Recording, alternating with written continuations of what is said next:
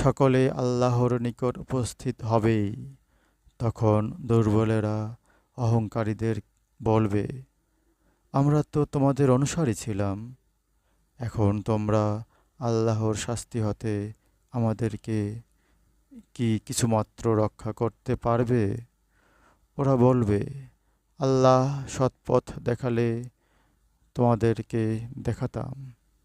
এখন আমাদের ধৈর্যচ্যুত বা ধৈর্যশীল হওয়া একই কথা, আমাদের কোনো নিষ্কৃতি নেই। যখন সব কিছুর মীমাংসা হয়ে যাবে, তখন শয়তান বলবে, আল্লাহ তোমাদের সত্য ওয়াদা দিয়েছিলেন, আমিও ওয়াদা দিয়েছিলাম, কিন্তু আমি ওয়াদা রক্ষা করিনি।